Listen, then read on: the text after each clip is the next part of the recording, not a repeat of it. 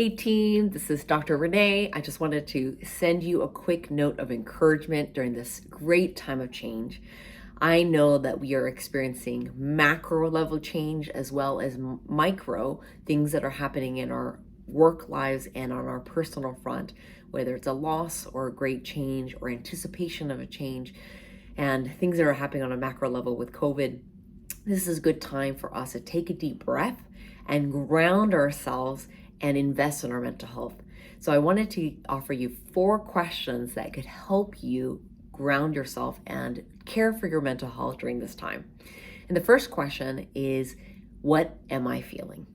What are you feeling during this time? If you can name a few feeling words instead of what you think, that'd be super beneficial, because just by naming your emotions, it doesn't mean it changes the situation necessarily, but we get to regulate our emotions just by simply naming our emotions.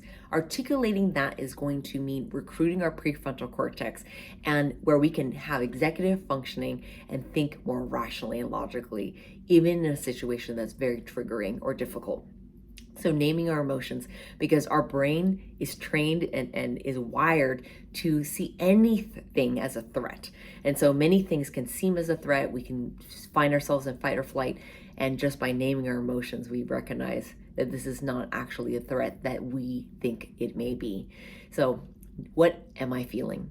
Number 2, I want to ask you, what is this really about? You can ask yourself that. What is this really about?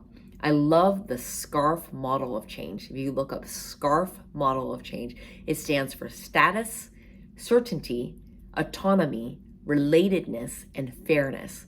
Oftentimes when we're experiencing change or we're anticipating change, such as how is this team going to triple? Who's going to get hired? Who's going to be my new manager?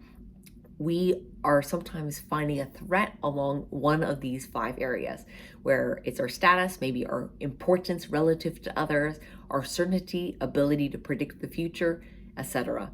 And so just by knowing, what is this really about? Why is this hitting me the way it is? That could be super helpful. And thirdly, I want to ask you this question. What is a story you tell yourself? So what's a story I tell myself? Very powerful question. What's a story I tell myself? Maybe it's an automatic negative thought, or ANT is what they would like to call it in psychology. Maybe it's a black and white thinking. Maybe it's a fortune telling. Maybe it's a mind reading. But we tell ourselves a story. Typically it's negative. Typically it has something to do with something that's bad that may happen, or the worst thing that can happen. And often it loses its power by just naming what the story is. So getting clarity about what's the story I tell myself. Is that true? Kind of producing some evidence of whether that's true or not, and retaining whether that's rational or balanced or not. And fourthly, ask yourself, what's one need I can identify that I can meet? There's a lot of things we can't change, we can't control, but maybe there's one thing, if you recognize, wow, I'm realizing I need to feel more included, then hey, you may not be able to know and tell the future what's about to happen with the changes on the team, etc., but you can lean into process, you can lean into projects and lead. Maybe you recognize that I can't reverse the loss that I had in my family, but I can spend time with family and experience this loss with other people, and so that I can feel supported. So whatever that is, ask yourself, what's one need I can identify that I can meet, and how can I meet it? So those are the 4 questions. So again, what am I feeling? What is this really about? What's a story I tell myself? And fourthly, what's one need I can identify that I can meet, and how will I meet that?